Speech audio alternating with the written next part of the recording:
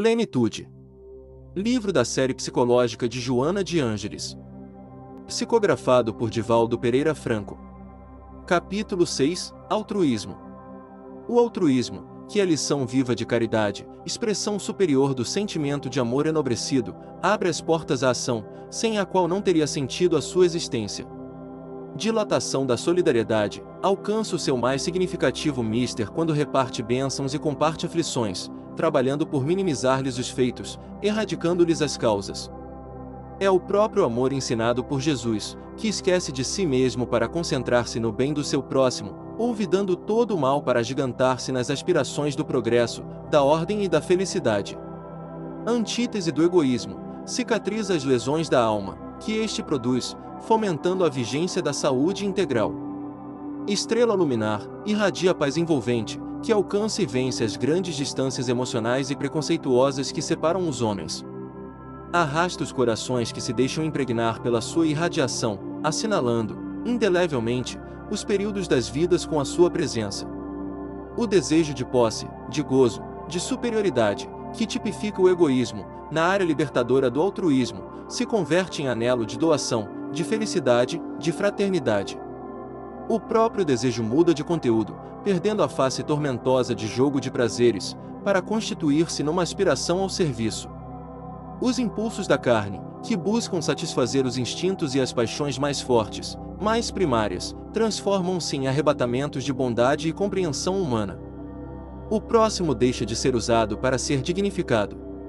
Todos os estímulos são conduzidos para o seu crescimento e triunfo sobre as falsas necessidades, trabalhando-lhe as virtudes em despertamento, a fim de que o homem espiritual sobreponha a sua natureza dominante do homem animal.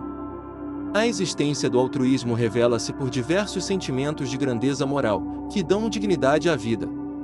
Entre esses, a generosidade assume papel de destaque, por ser-lhe a primeira manifestação prática, portanto, a sua forma inicial de exteriorizar-se na ação.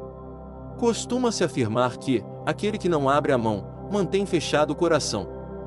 E com fundamento, porquanto a generosidade tem início no sentimento que ama e deseja ajudar, a fim de concretizar-se na ação que socorre.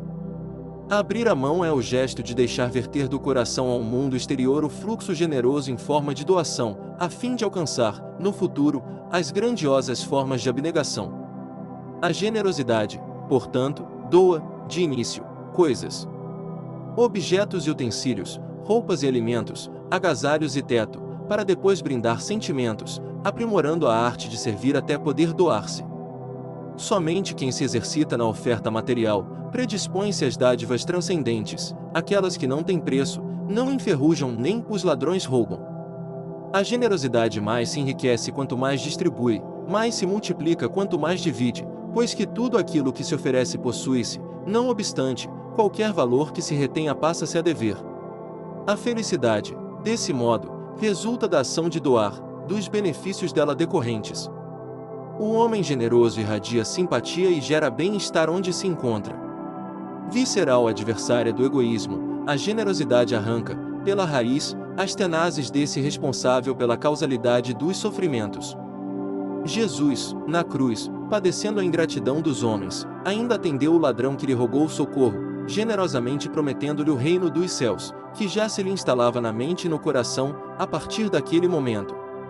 O altruísmo, no processo de expansão, apresenta-se, também, com uma formulação ética. Entendamos essa ética, na condição de serenidade que respeita todos os comportamentos, sem impor a sua forma de ser, de encarar a vida, de manifestar-se.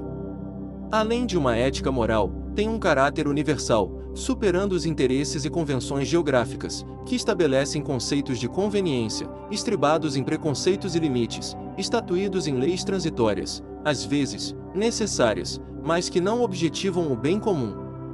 Assim, observamos éticas que apoiam estados escravocratas, limitam a liberdade de movimento, freiam a procriação, perseguem os que discordam dos seus códigos, punem e dizimam a seu bel prazer.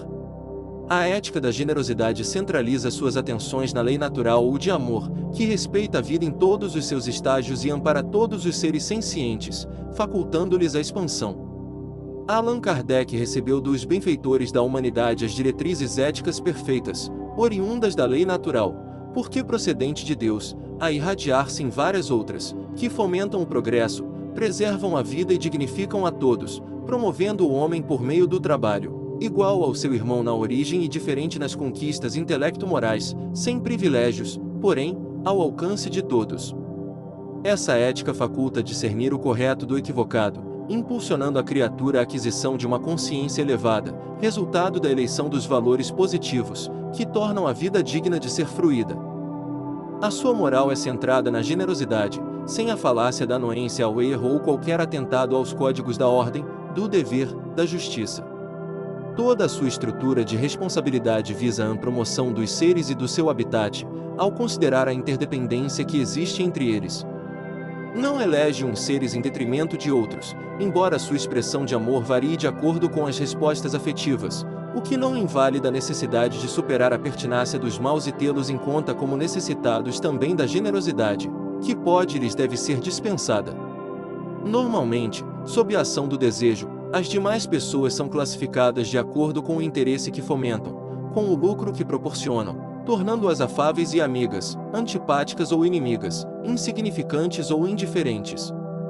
Manifestam-se, então, os sentimentos do amor possessivo, do desamor e do ódio, e de desinteresse ou indiferença. A ética da generosidade propõe a conquista de valores que permanecem escondidos nos últimos, e a compreensão, quando os primeiros não correspondem ao modelo ao qual foram submetidos. Não é castradora, por apresentar-se destituída de caráter punitivo, não obstante, o seu senso crítico analisa tudo e todos de modo a produzir o melhor. A ética da generosidade é tranquila e, nesse conceito, pode ser considerada como a conquista da serenidade, conforme o seu significado profundo em sânscrito. Como efeito, é paciente, não antecipando apressadamente realizações, nem buscando resultados imediatos. A paciência é o próximo passo na execução do programa altruístico. Há um interrelacionamento entre os vários requisitos para a integral vivência do altruísmo, que erradica as causas dos sofrimentos. Um fator depende do outro, que são conquistas do espírito na sua busca de perfeição. Tornando-se saudável o exercício de elevação moral, cada um promove a área do sentimento, desenvolvendo o intelecto na arte de compreender para servir, de crescer para libertar-se, de entesourar conhecimentos para os distribuir. A paciência, em razão disso, é relevante, pelo significado de criar condições no tempo próprio para cada realização. Nem a postergação do labor, tampouco, pressa e reflexão, que não conduzem aos resultados que se esperam.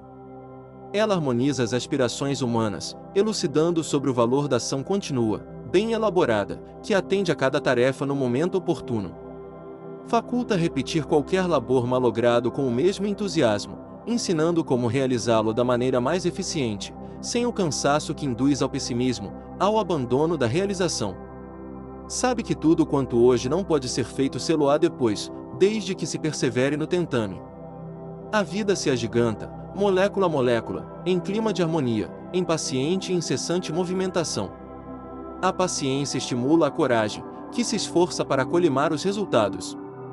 Essa coragem é fruto do conhecimento das leis que propiciam a insistência no programa do altruísmo. A coragem é valor moral para enfrentar a luta e perseverar nela, nunca a abandonando sob qualquer pretexto. O esforço contínuo permite o prosseguimento da ação, que realiza o programa estabelecido. A erradicação das causas geradoras do sofrimento somente é possível através do esforço com que se empreende a tarefa, a ela dedicando-se com empenho, sem o que se malogra, adiando a oportunidade. O esforço bem direcionado caracteriza o grau de evolução do ser, porquanto, mais expressivo nuns do que noutros, distingue-os, demonstrando as conquistas já logradas, ao tempo em que faculta a percepção do muito a conseguir. Insistir, portanto, com seriedade, pela conquista do altruísmo, encetando atividades que devem ser concluídas etapa a etapa, constitui passo de segurança para a libertação do sofrimento. Mede-se, desse modo, o caráter de um homem, pelo esforço que empreende para crescer, para melhorar-se, a fim de enfrentar as reações que o seu ideal e empreendimento provocam. Aquele que cede ante o obstáculo, que desiste diante da dificuldade já perdeu a batalha sem a ter enfrentado. Não raro, o obstáculo e a dificuldade são mais aparentes que reais, mais ameaçadores do que impeditivos. Só se pode avaliá-los após o enfrentamento. Ademais, cada vitória conseguida se torna aprimoramento da forma de vencer e cada derrota ensina a maneira como não se deve tentar a luta. Essa conquista é proporcionada mediante o esforço de prosseguir sem desfalecimento e insistir após cada pequeno ou grande insucesso. O objetivo deve ser conquistado, e, para tanto, a coragem do esforço contínuo é indispensável. Muitas vezes, será necessário parar para refletir, recuar para renovar forças e avançar sempre. É uma salutar estratégia aquela que faculta perder agora o que é de pequena monta para ganhar resultados permanentes e de valor expressivo depois. O esforço estimula o desenvolvimento dos recursos que dormem no próprio homem, agigantando-se à medida que realiza. A canalização correta do esforço dinamiza-o, já que o arrastamento para o vício, que quebra as resistências morais, é também uma forma de força arrebatadora, que poderia ser direcionada em sentido superior. O altruísmo não vige sem o esforço para sua manifestação, considerando-se que parece haver uma conspiração por parte do egoísmo, a fim de impedir-lhe a presença e o predomínio na área da emoção. O computador, como outro engenho qualquer que ora fascina o homem, guardando milhões de dados, resulta do esforço daqueles que o engendraram e digitaram as informações, sinal por sinal. Sem esforço a vida perece. Os membros não movimentados perdem a flexibilidade, intibiam-se e morrem. Outro fator essencial ao altruísmo é a concentração nele, sem cujo contributo a mente se desvia, abrindo brechas para que se instalem ideias pessimistas, desanimadoras. Centralizar o pensamento na ação altruística permite o estabelecimento de um programa eficiente, graças ao qual se delineiam técnicas e se logram recursos para executá-la. A concentração amplia os horizontes enquanto fortalece o íntimo, por facultar o intercâmbio de energias superiores que passam a vitalizar o indivíduo, renovando-lhe as forças quando em exaurimento, especialmente no mister altruístico. Desacostumados aos gestos de elevação, os homens reagem contra eles, tornando-se agressivos e ingratos, para reconhecerem os resultados positivos. Só posteriormente.